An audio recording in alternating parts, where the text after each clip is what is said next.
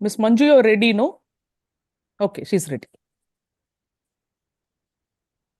Okay. Sahiti, you can start. Yes, ma'am, we are live now. Okay.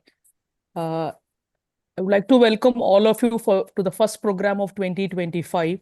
And I would like to welcome the senior members of the Society of Academic Wing of Assisted Reproduction, Dr. J.M. Kannan. I'd like to invite the executives of the AART as well as the members who have joined today, as well as people from outside our society also, because we usually have our webinars of some interest to all the clinicians. So people from different specialities of reproductive health usually join for our webinars. And it's an honor to have the speaker, Ms. Manju Kurup from Pune. And I'm happy to see Dr. Sarjan Shah, who's joined from Green Array, and the team from Green Array who joined today. We went to their labs in Pune, and Dr. Sanjay Gupte sir was kind enough to invite us to the lab. And we saw such different things being done and investigated, which we usually are not connected with, and we don't understand the beyond the basics of most of the genetic part of reproductive health. And that's why we thought we should invite the team to talk to us, and it's an honor that they accepted our invitation. Thank you, Dr. Shah, for joining us today, and also Dr. Manju, who will be the speaker for today. She will speak, and then we'll interact with her, and you can put up your questions in the chat box, and you can also open up your video and ask questions if you want. And we would like you to interact with the speaker so that we learn much from her. My request, Dr. Manjula Appature, the treasurer of Academic Wing of Assisted Reproduction, Trichy, Tanjavur and Tiruvarur, to introduce the speaker, please. Good evening. I'd like to welcome Mrs. Manju Kurup. She is a certified genetic counselor from the Board of Genetic Counseling, India. She is a genetic counselor at Green Array Genomic Research and Solutions Private Limited.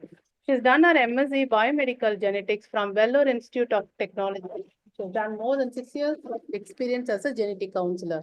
She has completed diploma in clinical research, experience in handling a wide range of molecular biology techniques for more than 2 years. Worked as a genetic associate assisting at HGSA certified genetic counselor at Stan Life Science Private Limited.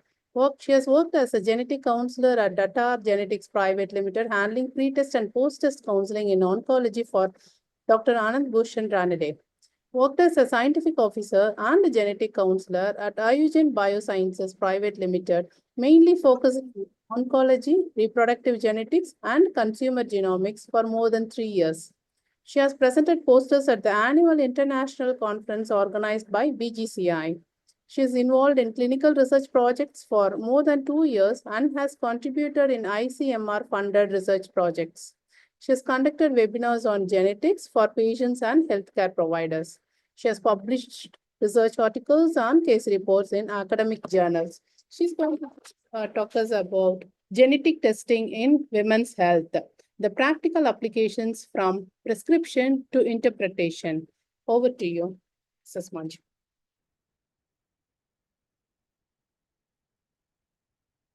You need to unmute yourself, Ms. Manju. You're muted. Yeah. Thank you so much, ma'am, for that kind introduction. And thank you, Charmila, ma'am, for this opportunity to Green Array. So I'll share my slide and I'll begin with my presentation.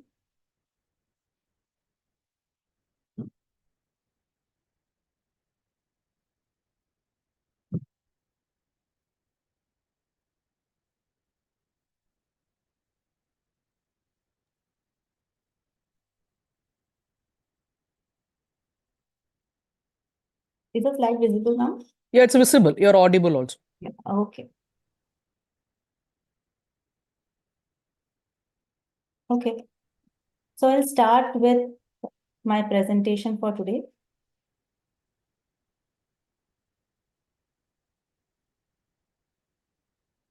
The slides are not moving. Yeah. Now it's moving. Yeah. Starting with the basics of genetics. So human body consists of trillions of cells. All these cells possess nucleus. Within this nucleus, a thick thread-like structure known as chromosomes. These chromosomes are made up of DNA, which possess nucleotide bases, that is adenine, guanine, cytosine. And these genes are small fragments of DNA which actually codes for an individual trait. Any change in the gene sequence are known as mutations. So we'll be studying in detail about what these mutations can be. So mutations can be of two types, that is genetic or chromosomal mutation. Nucleotides are either substituted or deleted or added. So in that case, we can distinguish between these different type of mutations. So there are various type of chromosomal mutations, like if there is a loss of a part of a chromosome, it is known as deletion. If an extra copy of the chromosome is present, it is known as duplication. And if any reverse in direction of the chromosome part is present, it is known as inversion. And also translocation, where a chromosomal part is exchanged between two chromosomes, for example, 9 and 12. So this becomes a chromosomal translocation, which is considered as a structural chromosomal abnormality. So there are various type of genetic testing, which is decided basis what the clinical history is, what the medical history is, and what we are suspecting for that particular patient. This is how we decide which genetic test should go for which condition. So it could be a chromosomal test, a molecular test, or in certain cases, gene expression analysis. So under chromosomal test, we can perform a karyotyping, chromosomal microarray analysis, which could be a low resolution or a high resolution, a QF-PCR analysis, and under molecular testing, it could be a targeted single variant analysis where if we know a specific variant, we can go by Sanger sequencing to detect a particular variant. If a single gene is need to be tested, we can go for that testing, a gene panel testing, or a whole exome sequencing, or in whole exome as well as the whole genome sequencing. So coming to the concept part, so preconception screening, it involves a comprehensive assessment of couple before conception in order to identify if there is any potential risk of genetic abnormality that may affect the health of their future child. So in general scenario, what happens is we get one copy of the chromosome from the father, one copy of the chromosome from the mother. When both these partners are carrier for a certain condition, they have the other copy of the gene which is normal for the functioning of that condition. So if the parents are carrier, it means they are asymptomatic for that condition. But that doesn't rule out the possibility that they will not pass on that genetic abnormality to the next generation. In that case, there is a 25% chance that the condition will be inherited to the next generation when both the affected copies of the genes are passed on to the baby. So that is a 25% risk of the baby being affected. So in this scenario also, there is a 50% chance that the baby will just be a carrier like the parents are without developing any symptoms. So even in this certain cases where both the parents are carrier for a certain condition, there still remains a 25% chance that the baby could be normal, that is unaffected child, that both the normal copies of the gene are passed on to the child.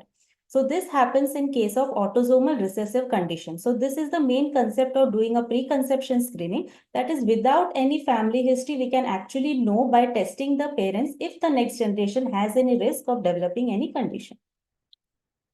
So what happens if we have a couple who has come without any family history or without any previous abortion or miscarriage history? Can we go for a preconception screening for that particular couple? Then yes.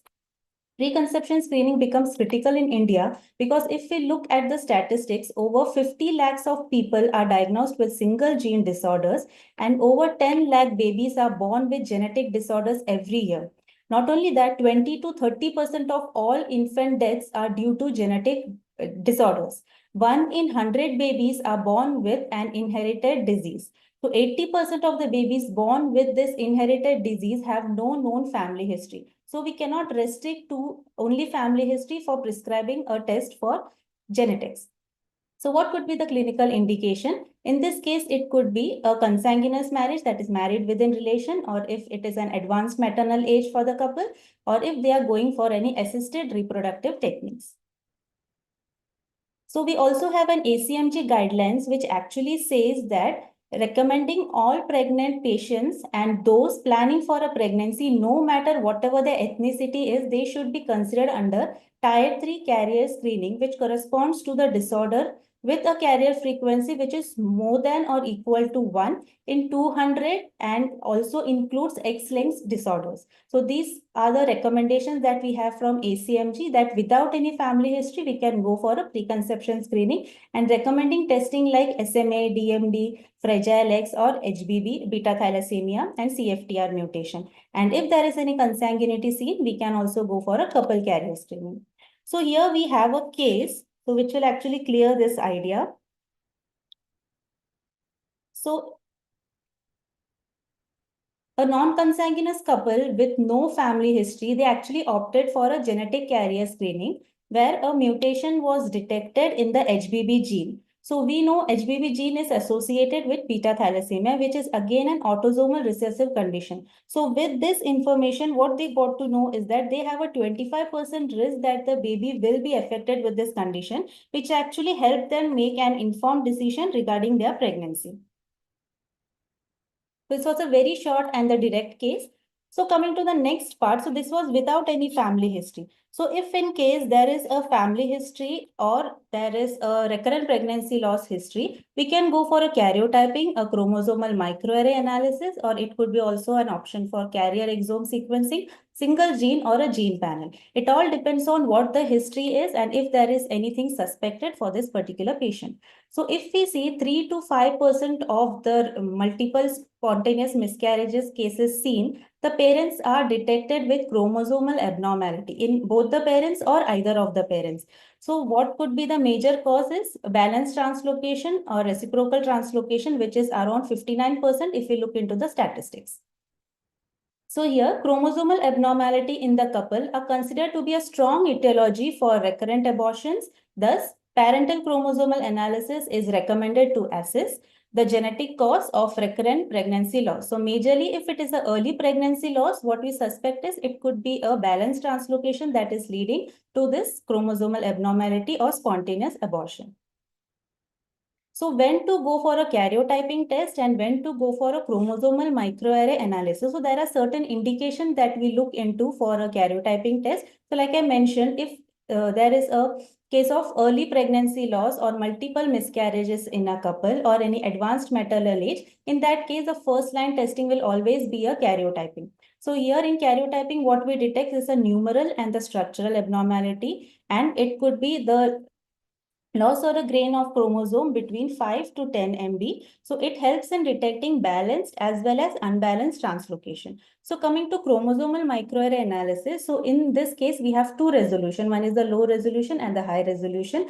So mostly a low resolution is recommended in cases when there is no findings in the karyotyping, if the karyotyping is normal, and if there is a history, strong history of recurrent miscarriages, in that case, we recommend a chromosomal microarray analysis. And here with the microarray analysis, we can detect microdeletions or duplications. And here we detect a loss or the microdeletions or duplications between 10 to 400 kb. Here, generally, the limitation is we cannot detect a balanced translocation using a chromosomal microarray analysis. So for detecting balanced translocation, always we have to go for a karyotyping analysis. So here again, we have a case of a non-consanguineous couple with 3 recurrent pregnancy loss that was seen before 16th week and no advanced maternal age, and clinical and the hormonal profile of the couple was normal and there was no significant USG abnormality as well. Karyotype was recommended to check if any chromosomal abnormality is present in the couple. Male showed a normal karyotype and female showed a unique and a balanced translocation between 4 and 13 chromosome. So this was the finding and which clinically actually correlated with their history, that is 3 recurrent pregnancy loss. So this information actually helped this couple know that the risk probability for their next pregnancy. Here there is a 50% chance that the next pregnancy will also show similar recurrence. So they can take an informed decision before planning their next pregnancy. So we again have a small case. So here we have a couple with a normal karyotype and a history of 3 miscarriage. They were advised for a chromosomal microarray analysis that was a low resolution microarray detected with a loss of 3.5 kb on the X chromosome, where the loss of dosage of this gene, which is mentioned like ZIC3, factor 9, and SOX gene, which is actually correlating and it's actually known to cause issues during pregnancy, that is cause miscarriage complications. So this information also, which was not picked up using a karyotyping, was detected using a chromosomal microarray analysis.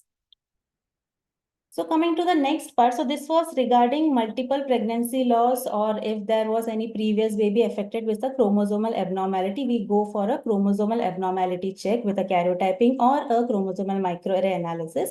If in case there is any known family history of a particular condition, and if we know the gene, and if we know the variant, in that case, we need not go for extensive study. We directly know what we need to target, and only for the specific gene or the variant or the gene mutation that is detected, we can go for a single gene or a gene panel testing, depending on what the particular condition is.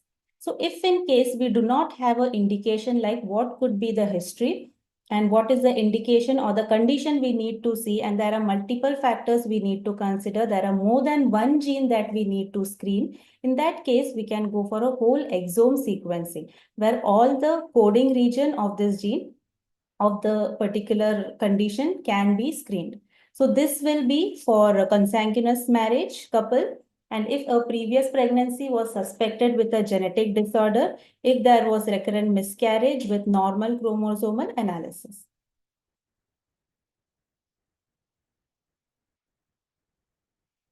So here we have a case of spinal muscular atrophy, where a non-consanguineous couple who lost their first male child, who was diagnosed with SMA, that is spinal muscular atrophy.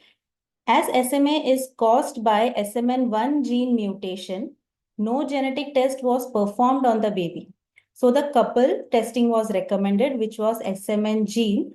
So in this testing, what was detected is both the couple had heterozygous deletion in the SMN1 gene, which is actually correlating with the condition. So here we know both the couple have this particular mutation, and like we discussed earlier for the autosomal recessive condition, SMA being an autosomal recessive condition, here again they have a 25% risk that their next pregnancy will be affected with this. So in this case, we can recommend a prenatal testing for them, or they can make an informed decision regarding their pregnancy.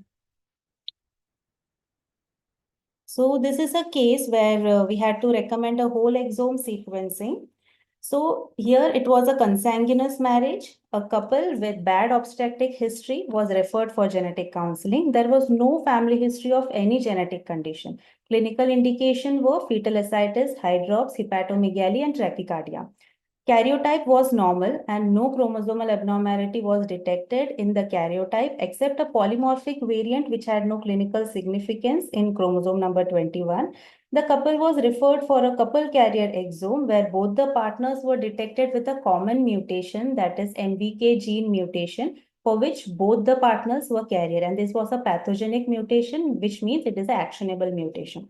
So here the information actually it was correlating with the clinical phenotypes that they were showing. So here again, the patient had an information for that bad obstetric history that we were facing ahead, and which was not detected using a chromosomal abnormality test.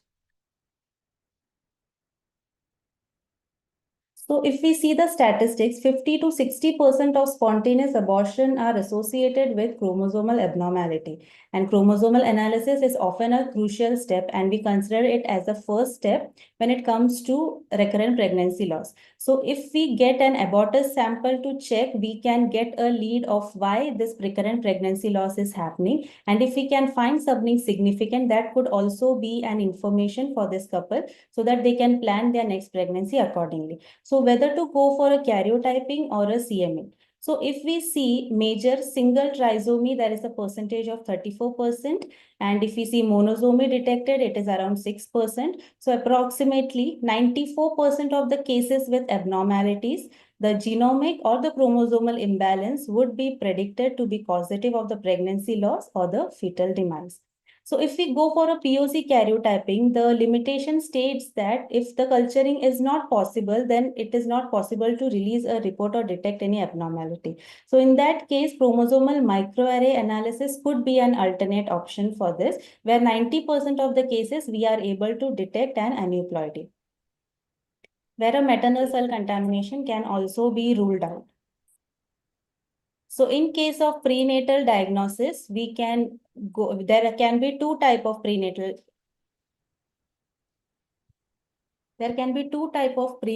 tests. So one could be a screening test and a diagnostic test. So non-invasive prenatal screening, where we can do the testing as early as 10 weeks of pregnancy, where a cell-free fetal DNA can be checked. So here what we actually check is the fetal abnormality using the maternal blood. So our main focus is cell-free fetal DNA. So here what we check is the numerical chromosomal abnormality, mostly sensitive for trisomy 21, mainly for 99.9%, and trisomy 18, 13, and other autosomal aneuploidies as well, but not as sensitive as trisomy 21, 18, and 13. So coming to the serum screening, that is the marker testing, if we see the sensitivity, it is comparatively low as compared to fetal DNA testing, that is NIPS. So using a serum screening, we can get false positive rate of around 5% as well, but false positive rates for NIPS is less than 1%. So in advanced NIPS testing, we can also get information about 5 common microdeletions.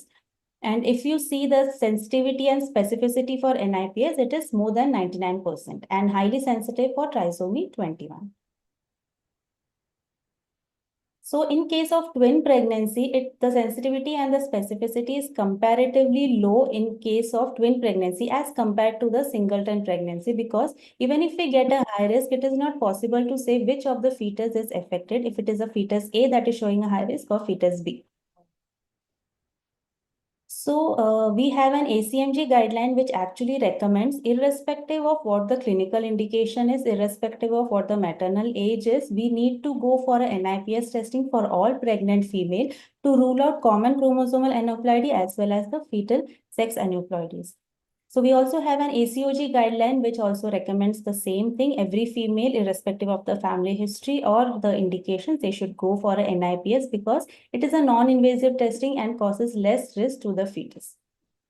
So there is also a guideline which is in joint guideline ACOG and SMFM guidelines, which actually supports that all pregnant females should go for a non-invasive prenatal screening first, which is more sensitive compared to the serum screening.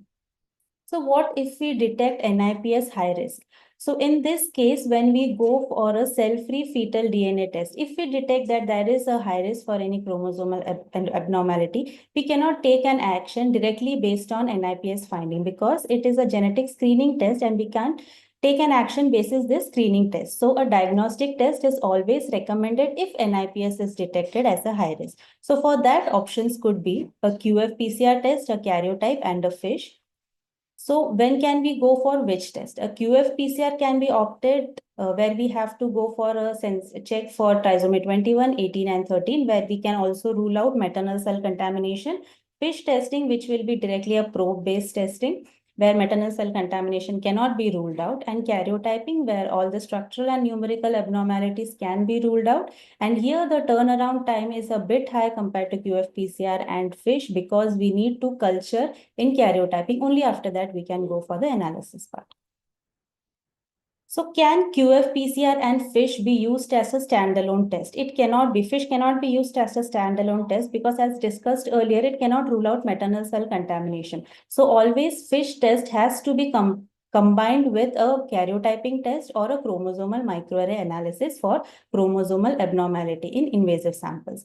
And can QF-PCR be used as a standalone test? If we are focusing only on common aneuploidies, then we can go for a QF-PCR test as a standalone, or else we have to combine QF-PCR also with an additional testing. So this is a summary of our prenatal genetic test where we can combine NIPS, FISH, QF-PCR, karyotyping. We are comparing all these tests. So from NIPS, where we can receive the report from 7 to 10 days, it is a screening test, like I mentioned. and it is highly sensitive for trisomy 21. It can rule out all the other autosomes as well as the sex chromosomes. So fish, it is available in 2 to 3 days. It is targeted probe-based testing. So basically 13, 18, 21 common probes. And if additional 22q microdeletions or duplications is required, that is also possible using fish probe testing. QF-PCR, so the report is available within 1 to 2 days. It is targeted where aneuploidy testing common and also maternal cell contamination can be ruled out. So karyotyping, where as we need culturing, the TAT is 14 days, where all the sets of chromosomes can be checked for numerical and structural abnormality, where bigger chunks of deletions and duplications are checked.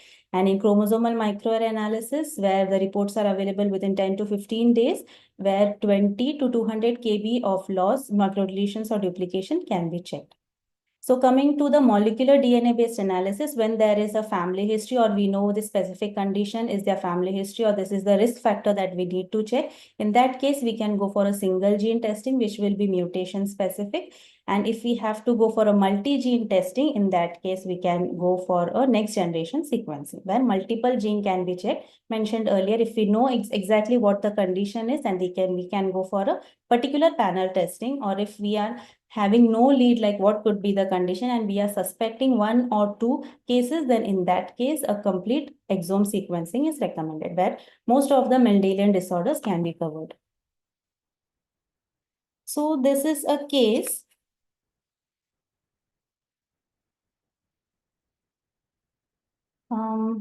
Yeah, 32 years old, a pregnant female without any family history, and there was no previous abortion or MTP history, and only genetic history was the female was detected with the HBB variant, that is HBD Punjab. She was a carrier, which means being an autosomal recessive condition, she is the carrier but asymptomatic. So this similar mutation was not detected in the partner, which actually rules out her risk of the baby having 25% risk, because she is the only carrier. If it is passed on to the baby also, the baby will also be a carrier. Here the NT scan was normal. Only complaint was a brownish discharge, early intrauterine small fibroid, and she had an abdominal pain. She was recommended for a NIPS testing, which detected a high risk in trisomy 21. Confirming it with karyotype and fish testing, it was confirmed that the fetus had a risk of trisomy 21, even with the screening test as well as with NIPS. So NIPS testing was validated using invasive testing. So here, if we see, we had no clear indications like what could be the trigger point so for giving an NIPS. So she was given because she had a mild abdominal pain. So because of this routine testing, it was helpful for the patient that she could know that the baby is having a risk of trisomy 21. So this is just a summary part for prenatal genetic screening offers crucial information about the health of the fetus during pregnancy. It helps identify the genetic condition or the chromosomal abnormalities early, allowing for informed decision, appropriate medical management. So coming to postnatal part. So why newborn screening is done? It is testing newborn babies for treatable genetic, endocrinologic, metabolic, and hematologic diseases. Usually, conventional method are immunoassay or HPLC, and genetic method, if we know the mutation variant, we can go for a Sanger sequencing. If no, we need to detect the condition, there are multiple suspicion. In that case, we can go for a next generation sequencing. So this is a comparative study for what newborn genetic screening can help us with and what conventional newborn screening can help us. The technology used for newborn genetic screening could be next generation sequencing or a Sanger sequencing if the condition is known. And it can be done anytime, that it is not time dependent. So large number of disorders can be screened using this technique, and early detection at the gene level is possible. Predisposition for developing a condition can be detected using this test. So this information will not only be beneficial for the baby, but it will also be beneficial to the other family members as well as the couple if they are planning for a next pregnancy. If the baby is detected heterozygous, they need to check if both the parents, like the couple, are a carrier for that condition or no. So in case of conventional newborn screening, basically it is done using ELISA testing. It is done within 24 to 48 hours. It is time dependent. We cannot take the sample before or we cannot take the sample after. And it is mainly available only for metabolic disorders. Detection requires gene confirmation. If it is detected, it will be only after the baby is developing the symptoms. So it is not possible to get any predisposition information using a conventional newborn screening. Okay. So this is a case of a hearing loss. So non-consanguineous couple, there was no family history. They opted for a newborn screening for their baby. Homozygous mutation was detected in GJB2 gene, which is actually associated with congenital hearing loss. Clinical management was provided to the baby immediately, which actually helped in improving the auditory development, expressiveness, and receptive language outcome and quality of life. Because of newborn genetic screening, the condition was detected at an earlier stage, which actually helped in early diagnosis, or else this condition would have been diagnosed only after the symptoms would have been observed by the child's parents. So in this way, the early detection actually helped the baby in overcoming the condition, and it was manageable for the parents as well. So coming to the recurrent pregnancy loss. So here, like we had discussed earlier in case of recurrent pregnancy loss, we had covered this part actually in preconception screening. So here we see there are multiple reasons that can lead to recurrent pregnancy loss. It is not only genetic or any other condition. So it could be because of epigenetic alteration for which the literature is not that much available. Anatomical defects is possible.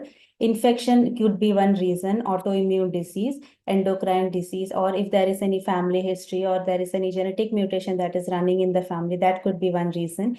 And acquired thrombophilia is also one criteria. So for that, what we can recommend, it is a karyotyping test, a thrombophilia genetic testing, where a gene panel or a whole exome sequencing can be recommended based on what the family history is and what we are suspecting. So this is a genetic test in IVF. So how we can apply our genetics in IVF. So there are three types of pre-implantation genetic testing. So as we know, pre-implantation genetic testing is nothing but before implantation, testing the embryo if it is good enough to be implanted. And in PGT-A, it determines whether the correct number of chromosomes are present in the embryo. In PGT-M, which is actually screening for monogenic, for single gene disorders such as cystic fibrosis, BRCA1 and BRCA2 or Huntington disease. In case of PGT-SR, that is structural rearrangement, which screens for chromosome rearrangements like chromosome inversion and translocation. So here what happens is we actually have to go for an invasive embryo biopsy. For using that biopsy, we can go ahead with the testing. So in the emerging trends, we have come up with non-invasive PGT-A, in which this invasive technique is not recommended. We actually don't have to go for a biopsy. So what we can do is we just need the spent culture in which the embryo has been grown, and the further testing can be provided using that testing. So definitely mosaicism is a limitation for PGT. So talking about the further testing, that is endometrial receptivity, a diagnostic tool that evaluates the endometrial receptivity to identify the optimal window for embryo implantation during IVF. So how this works is a small biopsy is taken from the endometrial lining, analysis, gene expression related to receptivity using molecular markers. So it actually helps in personalized embryo transfer and it improves the IVF success rate. So coming to the endometrial microbiome part. So the collection of bacteria present in the endometrium, crucial for a healthy uterine environment. So what we actually check here is what is the microbial load and what is the dysbiosis that is present. So if we have good amount of bacterium, that can actually make a better reproductive outcome, or if there is a higher dysbiosis which is actually leading to a high level of pathogenic bacteria such as Gardnerella, Streptococcus, that can lead to inflammation or negative in implantation.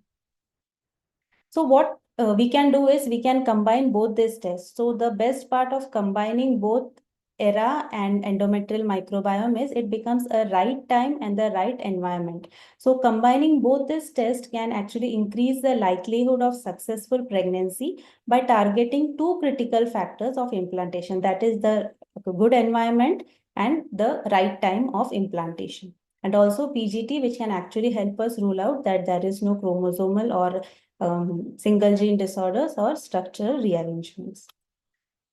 So coming to genetic evaluation in the infertility part. So 30% of infertility is due to male factors and 30% due to female factors. And the combined factors is 10%. So if we see in male genetics of male infertility, there are just 15% that is genetic. So, genetic testing of male infertility, where if we need to go for a chromosomal aberration or aneuploidy check, that is 47XXY, or any structural aberration needs to be checked. Like we discussed earlier, we can go for a karyotyping check, which can actually help us know if there is any translocation, inversion, deletion, or duplication. And Y chromosomal microdeletion, where we actually focus the AZ region, AZF region, which directly correlates with the quality, semen quality and the motility part. And here, single gene testing where AR, FSHR and CFTR like condition can be checked. And if there is other syndromic or non-syndromic conditions that needs to be checked, we can go for a gene panel. So when can we recommend these testing? So karyotyping is initially recommended in case of infertility. So if there is any factors like azoospermia or oligospermia, like discussed earlier, we need to do karyotyping as well as a Y chromosome microdeletion. So if there is a high ASI index, so in that case, we can go for a mutation check in the AR gene or the panel or exome. So in case of any hormonal imbalance or qualitative sperm defects, we can go for a panel or exome testing. Testosterone or LH elevated, can go for AR mutation. And in case of congenital absence of Vas difference, CFTR gene and ADGR2 gene are mainly indicated. So CFTR and FSHR are the common genes that are known to be associated with male infertility. So female infertility, you can see here there is n number of genes that can be a part of leading to female infertility. So that happens in various stages of development. So you can see it could be an X chromosome aneuploidy, X chromosome structural alteration, autosomal structural alteration, or syndromic condition. So there is also correlation with primary ovarian insufficiency, menstrual irregularities, embryonic arrest, or reduced fetal viability. So there are many genes that we need to check. And here again, when can we go for a karyotype or a chromosomal microarray analysis? So chromosomal causes, it could be involving the X chromosome where a monosomy is detected or where there is an extra X chromosome present, or if it is 46XY female in case of mosaicism, deletion, duplication of X chromosome where we need to check for CNVs, we can go for a chromosomal abnormality check, which could be a diagnostic test, karyotyping or CMA can be recommended. So if in case the indication is a premature ovarian insufficiency in case of PCOS, hypogonadotrophic hypogonadism or hormonal imbalance, in that case, we can go for a single gene if known, or if multi-gene when we need to look into multiple factors. So for diagnostic tests where the indication is congenital urogenital anomalies or premature ovarian insufficiency where we are looking into amenorrhea or delayed puberty, in that case, an extensive study will be recommended using a panel study or a exome. So in case of Fragile X, we can go for FMR1 gene mutation, which is actually responsible for causing Fragile X, where we actually look into the triplet repeat. So the indication will be a premature ovarian insufficiency, intellectual disability or developmental delay, or with a family history of any developmental delay or intellectual disability. So here, this is a case of a 35 years old female with primary infertility, had normal menstrual cycle, basal sex hormone level, thyroid function. Partner's medical examination revealed no signs of infertility. And infertility panel was recommended for her. Here, a mutation in heterozygous form was detected. This mutation was actually correlating with the oocyte maturation arrest. So here genetic testing actually help them know what is the cause of their infertility so that they can plan accordingly. So coming to the gynecological cancer part. So as we know, cervical cancer is the second most common cancer in women globally, with over 6 lakh new cases and 3,40,000 deaths. And HPV infections are common, but persistent infection with high risk HPV type, that is 14 high risk, like HPV 16, 18 commonly known, can lead to lesions and eventually cancer. So in 99% of cervical cancer cases, HPV, that is human papilloma virus, is detected. That is, we need to check all 14 high risk. So WHO has actually come up with a strategy to accelerate the elimination of cervical cancer, where 90%, 70%, and 90, 70, 90 rule. 90% of eligible girls should be vaccinated against HPV, and 70% of women should be tested twice in their lifetime. 90% of women should be effectively treatment should be made for these 90% of the female tested with cervical lesions. So for this reason, we need a highly sensitive and cost-effective HPV DNA testing. So this was our experience with the HPV testing. We do a PCR-based technique, which is highly sensitive. So we have processed more than 7,000 samples, where we have come up with a positive of 139 and negative of more than 7,000. And here if we see the commonly known 16 and 18, which is mainly done by everyone. So that is not the only reason for causing HPV. Here, if we see HPV 16, when it was detected as high risk, there was, along with 16, there was a co-infection. That is, among the 14 high risk, there was one more HPV type which was detected as high risk. And in case of 18 also, we can see the co-infection was detected. And the prevalence is not only for 16 and 18, the other chromosome, the other HPV types are also of high prevalence, where we actually need to go for a HPV check for all 14 high risk, so which is recommended. So this was based on our experience. So we have also seen a case in which not only one or two co-infection was seen.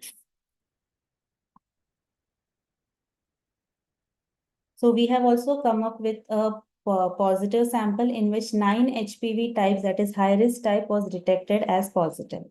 So it was seen high risk. So coming to oncogenomics part, so not only cervical cancer, so we can screen for other cancers as well. So which can be a risk assessment or for therapy recommendation. So here BRCA1, BRCA2 gene mutation. Where if a mutation is detected in the family, or if in case of BRCA, it is not only associated with breast cancer, but also with ovarian, prostate, as well as pancreatic cancer.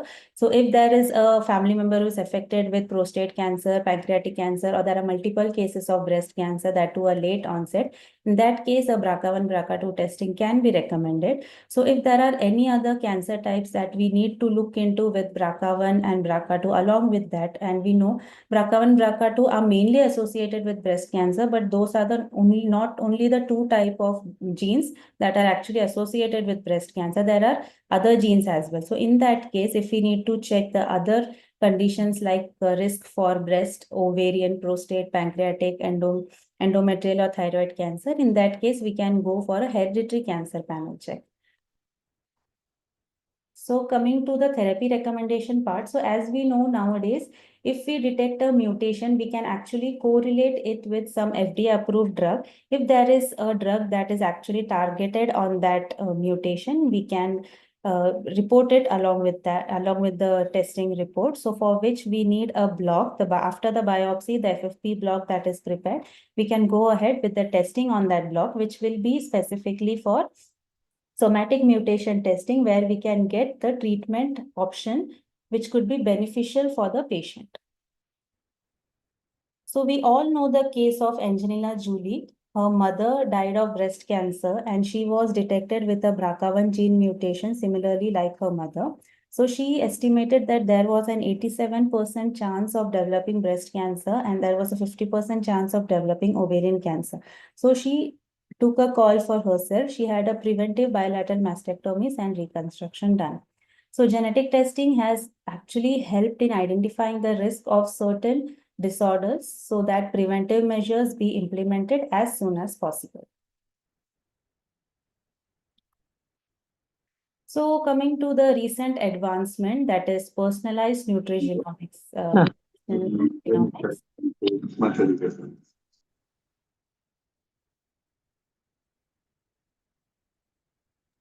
Please continue, Ms. Manju. Yeah, yes, ma'am. So, nutrigenomics is the study of how food affects our gene and how individual genetic makeup can affect the way the nutrients respond. So here, this is a specific type of test in which we can give a personalized recommendation where based on your genetic makeup, a personalized diet plan can be recommended. So it is not always that, not always as simple as weight loss is due to calorie in and calorie out. There is a specific genetic makeup which actually plays a significant role. So have you ever wondered why some people lose weight effortlessly while the others struggle, no matter how hard they try? This is all due to their genetic makeup. So for example, why does weight loss sometimes fail despite diet and exercise? So certain genes control how efficiently we burn fat, how hungry we feel, or how our body store energy.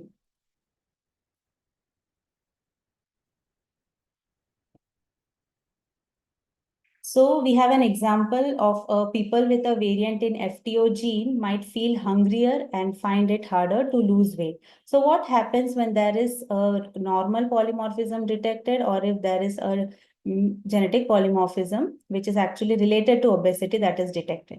So in normal cases, what happens is obesity and lifestyle modification, or they can go for a bariatric surgery. So what happens is there is a successful weight loss. So if in case there is a genetic polymorphism, what could be the outcome? It could be an increased risk of weight regain or it could be a decreased risk of weight regain. So it is not same for every individual. So it depends on what the genetic polymorphism is. And you need to target based what is your gene saying and get a personalized diet based on that. So most of our day starts with a cup of coffee. So what if you get to know that you are a slow metabolizer or a fast metabolizer for coffee? So if you know you are a slow metabolizer, there is an increased risk of hypertension, impaired fasting glucose, or myocardial infarction risk. So in case you are a good metabolizer, you have a decreased risk. So this is all depending on what polymorphism you possess. So if you look into the statistics, what is seen is 60% of people drink more than 1 cup of coffee. In case of fast metabolizer, they are less likely to have heart attacks. And in case of slow metabolizer, so in 36% cases, there is a decreased risk of heart attack in case of fast metabolizer. In case of slow metabolizer, there is definitely a risk. So knowing such information can actually help you plan your diet and lifestyle accordingly. So coming to the next part, that is microbiome testing. So as we had discussed during the endometrial microbiome testing, similarly, we can also do it for gut. So here why it is crucial is for understanding the gut health, as the gut microbiome influences the digestion, metabolism, and overall well-being. We need to check what is actually the microbial dysbiosis and what actually is the population that is actually in higher range and what could be the impact of that population being at the higher range in your gut or the samples that we receive. So that is not only possible in the gut, but also in semen microbiome as well as vaginal and definitely gut microbiome. And we have already discussed about endometrial microbiome.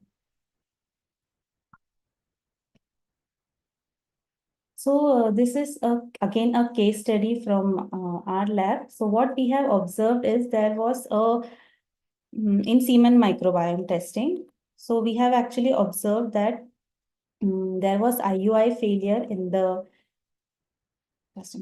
couple, where the indications were asthenoteratozoospermia, oligozoospermia. So what was detected in this case is there was a dysbiosis and prevalence of certain microbial population. That is, in case of certain semen microbiome sample, it was prevalence of Prevetola, Sporobacterium, again Prevetola. So certain dysbiosis was detected. So when targeting these dysbiosis, when we had given them probiotic, what we saw is there was success rate which has actually increased in the conception. They could actually, after the probiotic treatment, they could conceive naturally.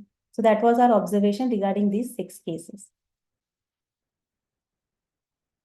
So coming to the conclusion part, so as we have already discussed regarding the preconception screening, prenatal screening, how the genetic testing can help us, infertility and IVF testing and testing for recurrent pregnancy loss, and we have also testing for gynecological cancers.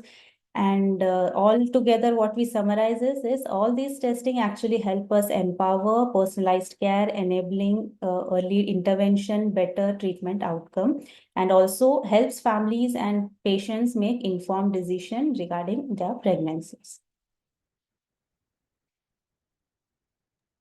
Thank you. You can stop sharing, Manju. Yeah. I would say a superb presentation. And as I thought, maximum questions came for nutrigenomics. Because most of us have given up on life, and something is in there. I can see Manju laughing also. So there's something in the horizon that it can make you lose weight, go for a personalized diet. Before we go on to the questions, I would like to just introduce Dr. Shweta and Dr. Garima, who are going for the RISAR election. Just open up your video and say hi, Garima and Shweta. Yeah. Hello, good Yeah, evening, Good madam. evening. Good evening. Shweta is there. Okay. So both of them are going for ISAR elections. Please help them. Thank So, you, ma'am. Thank you, thank ma'am. you. So now we go on to the questions. Thank The you. first question is, Jem Kanan madam is asking, NIPT now is taking a little back seat. What would you say to respond to that?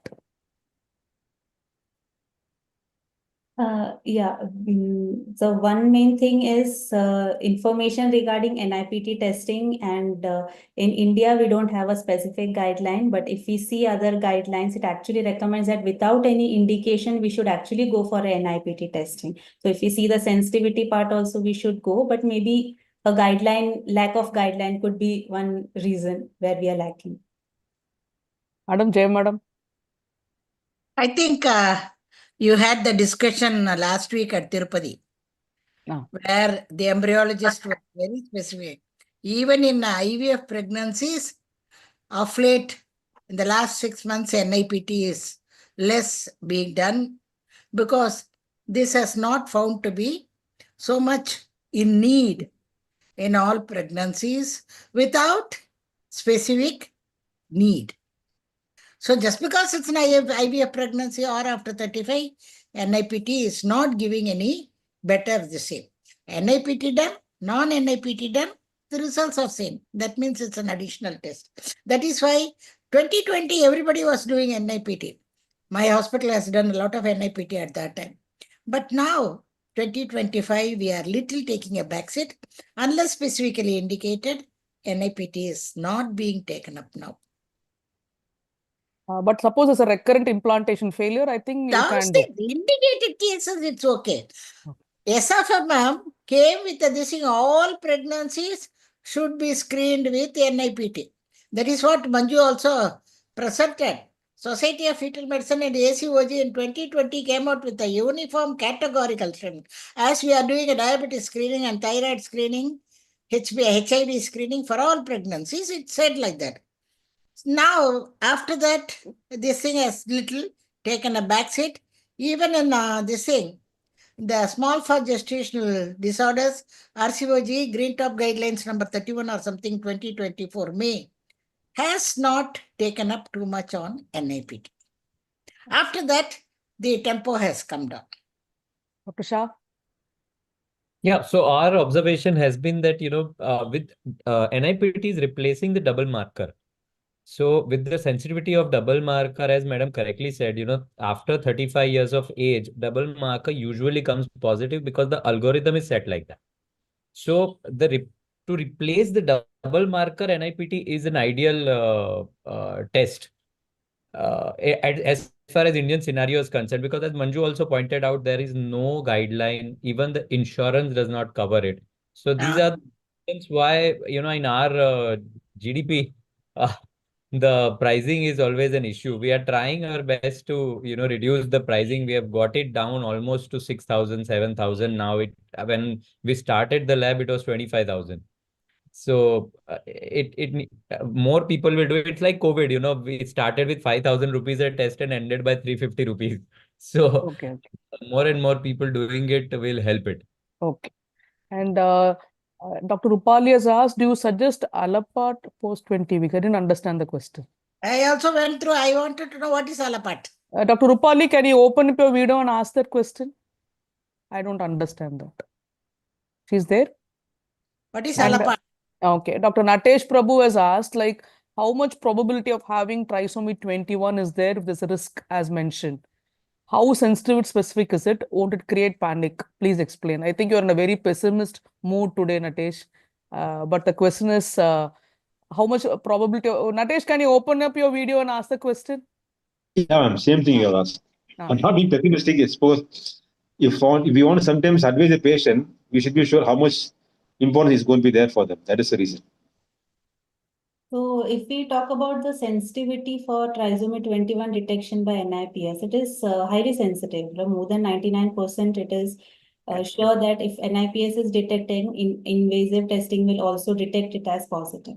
So in that case, I think explaining the patient and not creating a panic is a major factor. So for which genetic counseling is actually recommended, where we can make things clear before we go with the testing, so that after they get the result, it is clear what they are expecting with a high risk and a low risk. So we don't have to put much efforts in the post-test session. No, like the case scenario which you have shown us, patient didn't have anything. Okay. Correct, because then there was your test showed increased risk of trisomy 21. Now what tell them? Nothing is there. See, there was no indication to do that. For some reason, we did that. Now the reports came as high risk. That too high risk. How much high? What is the category? 20% high risk, 30%. What will the gynecology will tell them to keep the baby or to do something with the baby now? So that is definitely what we can suggest is a testing. So that is definitely the patient's call. What we can tell them is how. No, understood that. Can But I I, just want to understand the can I scenario there. try and answer the question? I'm Dr. Anu Chawla. Anu, 1 second, please wait. Yeah. Natesh, what she's meaning is nowadays we do almost like a universal screening for all our mothers. We do a double marker screening for all our mothers. And suppose you get a high risk factor, you counsel the patient whether she wants to go for NIPS or amnio or a chorionic villus sampling. Because when we don't do, people have already read in Google and they come and ask. So nowadays, my high risk clinic, I do for everybody, universal screening, even if there's no risk factor. So when you get a report like that with the algorithm, then you counsel the mother based on that. And it is not like just to create panic. Suppose you don't do and you missed out on something and they find out later, most of us have gone into medical legal issues here. So that's why we have gone back to being a defensive practice where we screen all our mothers. I think that explains. Manju, is that okay? Yeah, yes, ma'am. Yeah, it's clear now. So before going for some other bigger test, this is very easy to do that. Yeah. See, Then it's a file. it's an invasive test if you go for an amnio or a chorionic villus sampling. Here, you do another test, and suppose it says it's not because it almost gives a 99% sensitivity. That's what they're quoting. So that may help the couple to take a call on that. We cannot choose between amnio, invasive testing, and non-invasive testing. It's a call of the couple. So the counseling matters there. Yes, Anu, what you want to say? Charmila, one thing. I Ah. just want to tell one thing. Yes, I am madam. Dr. Lalita from Madurai. Yes, madam. And if you do amniocentesis for this testing, the report comes even after 3 weeks. So we have to wait a longer time to get the report. Still then the patient and their relatives will be very much worried. That's why your counseling should help, madam, because depending on the lab you're sending your testing, the number of days matters there. And you can say NIPS will give you a quicker report compared to a amnio. So that also you can tell your patient. the counseling matters there. Anu Chawla, you wanted to say something? Yes, thank you, Dr. Chamila, for Please giving open me your the- video now. No, she's Hey, why somewhere. not? It's okay. That's Okay. your beautiful Madam, face. no. Oh, madam, I'm in the embryology lab, so we have an Okay. SOP. Oh, We can that's okay. be- That's Yeah, okay. So I would want Proceed. to bring your attention, Dr. Natesh, to the numbers that the sensitivity and specificity. So your problem is the error comes and panic happens. The whole beauty is the error is very little. It's a highly specific, highly sensitive to the extent of 99%. So the percentage of patients where this will happen is very little. Very little that this will happen, that it will be an error, first of all. And if it says a higher probability to have a Down syndrome, then you have already counseled the patient that if this comes, this is only a screening test. So diagnostic test is just taking another biopsy.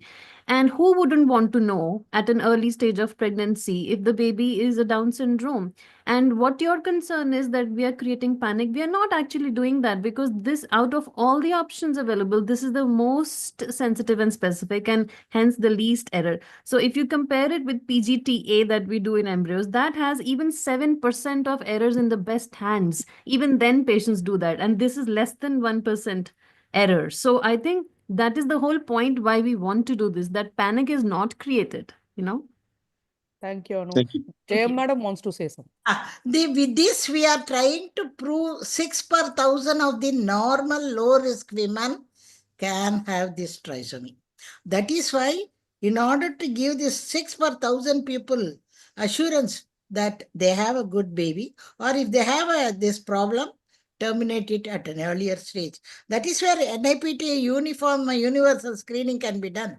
But in an insurance covered area, yes, it is possible. But in Indian scenario, for them to come to the hospital, do the NIPT and wait for the results, I think in our setup, it will take some more time.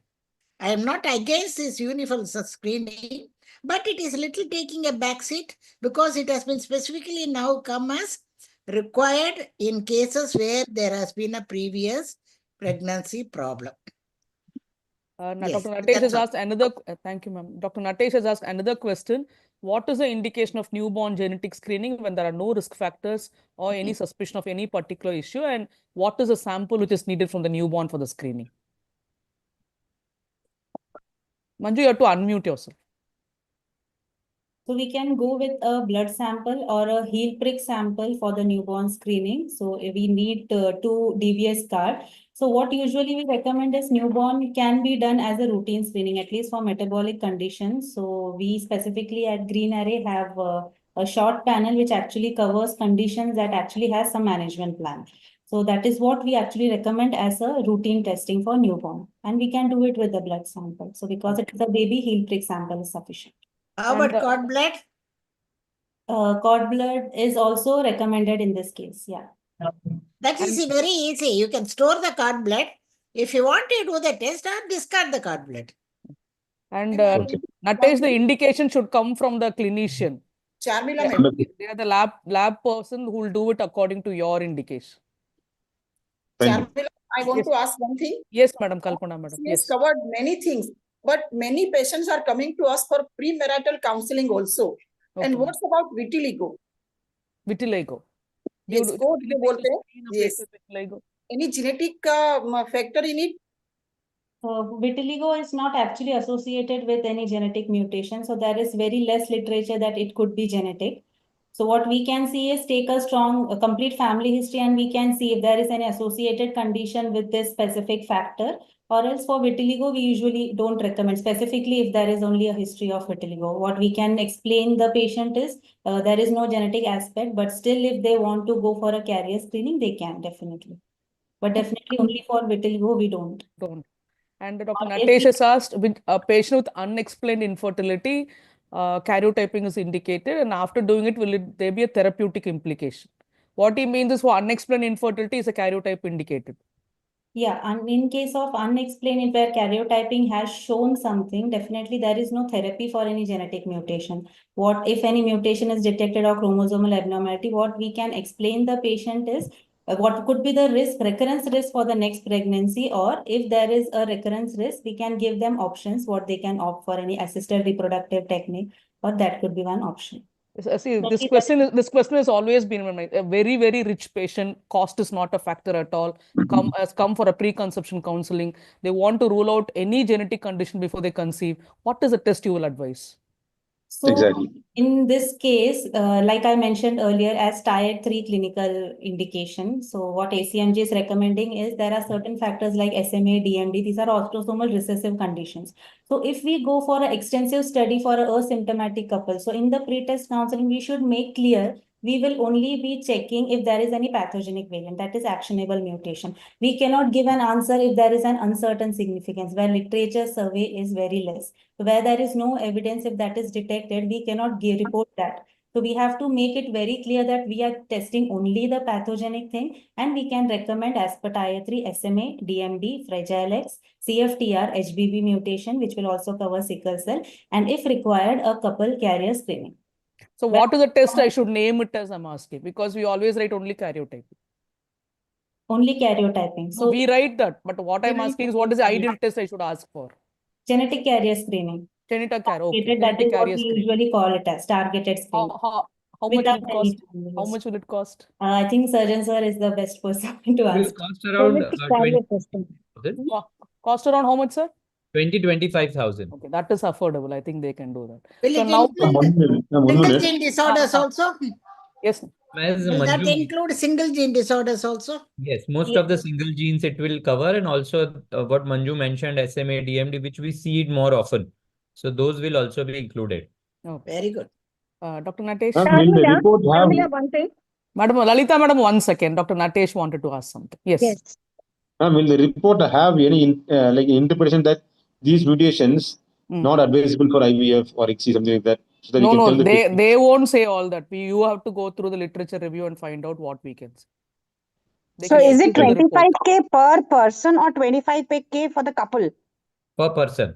Per person. 50,000 for the couple. And if we see DMD and Fragile X, we only need to suggest for females because it is X-linked. X-linked. And if there is no strong family history, then we don't need to go for any male testing. Male testing. AART is back, Charmila. Lalita madam wanted to say something. Yes. I have a patient who is a gravida 2, and the first pregnancy, the baby is having hypoplasia of 1 year. That is 1 year. Actually, it is not yet developed. Only the small opening is present. Now she is pregnant. She is a diabetes complicating pregnancy. She is only 45 days amenorrhea. So she actually wants to rule out all genetic disorders as well as any chromosomal anomalies. What to do for her? So we actually need to take a detailed family history, and we have to see if there is any other family member who is affected with this. And if there is any affected person, it will be recommended to test that person first to see if it is actually spontaneous or it has any genetic involvement.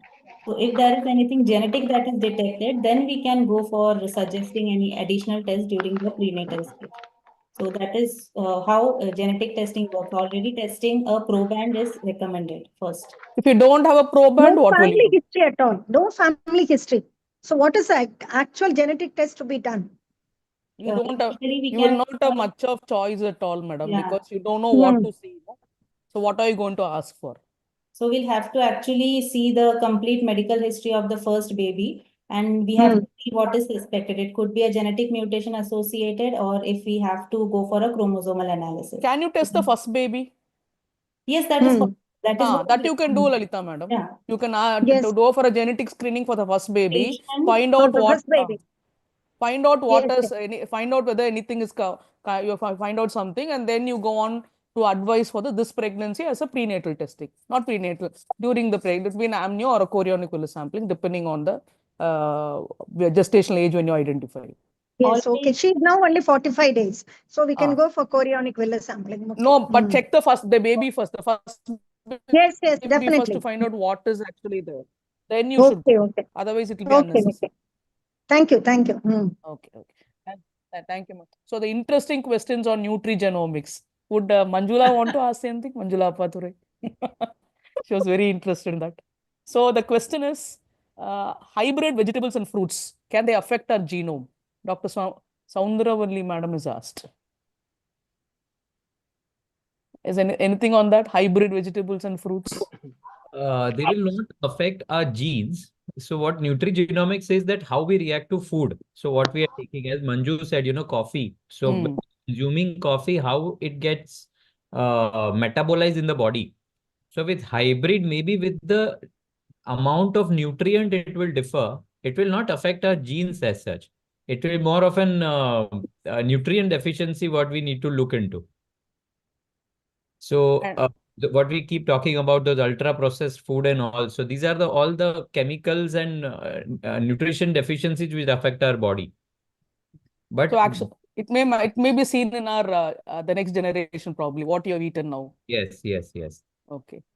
How do you do a gut microbiome test? What is the sample she's asking? You'll need for a gut microbiome testing. Gut microbiome, we need a gut sample, stool sample. Feces. Feces, yeah. Feces you should. And Fees Dr. is around 8,000 rupees, ma'am. 8,000 rupees, yeah. So that will give you like what all you can have, coffee, tea, cool drink. So that no, this is about nutrigenomics, ma'am. Okay. So for nutrigenomics, the sample type is the saliva. So it's a non-invasive sampling. Yes. Okay.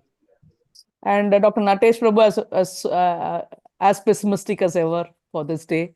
After seeing FTO after seeing FTO polymorphism, that person might lose hope in lifestyle management and stop exercise. Actually, it will free us, Natesh. What I would say is, I have a polymorphism. I will eat whatever I want. Whatever I eat, I'm going to put on weight. Let me enjoy food. So here, that may be a optimistic approach. Is that right? So here we are not actually doing a genetic testing which will actually tell you the condition. So what we are trying to do is we are checking the polymorphism which will actually help you maintain your lifestyle basis what your gene wants. Okay. So it will not be generalized, it will be personalized. So rather than going for a trial and error, you can directly get a personalized plan for yourself. So that is what we are trying to do with the nutrigenomics and the microbiome testing. Okay, thank you. Yeah, I am obese. What sample, madam, for that? What sample should we give?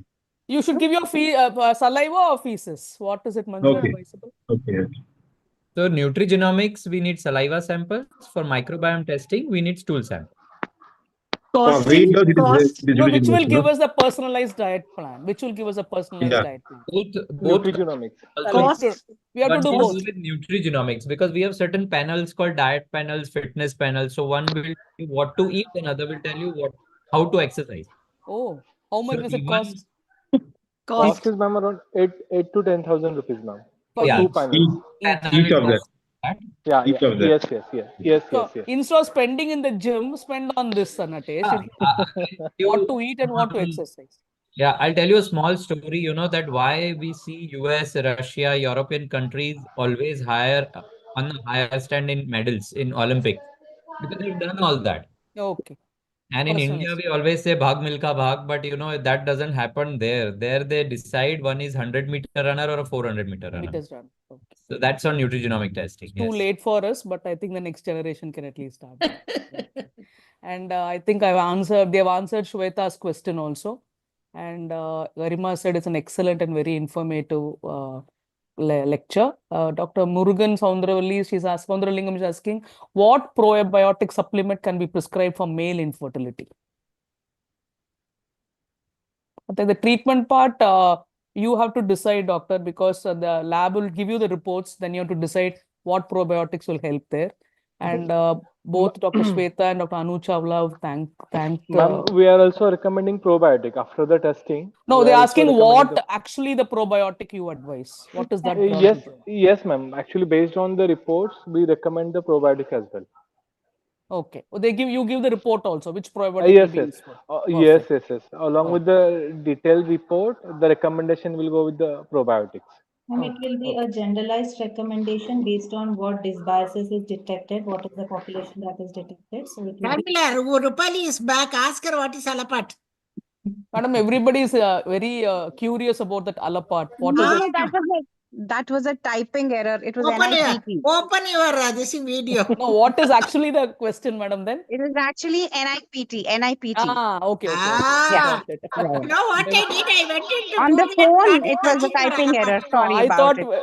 I thought there's some I genomics googled, madam. Nalapat is freedom fighter from Andhra. Ah, that also, I also saw that. What I'm is so it? Can sorry. you I tried to tell? talk, No, but no, by the no. time I could talk, you went to the next question, so Okay, I could ma'am. not, No problem. yeah, No problem. intervene in No the middle. problem. No problem. Yeah, Thank you, yeah. Rupali. We And just Dr. Kalai is asking a maternal age more than 35. Can we suggest invasive if combined test reported to be high risk for chromosome 21, bypassing NIPT? Madam, that the counseling you have to do and the patient has to decide, madam, that we have already answered. What is the cutoff risk for trisomies for direct amniocentesis?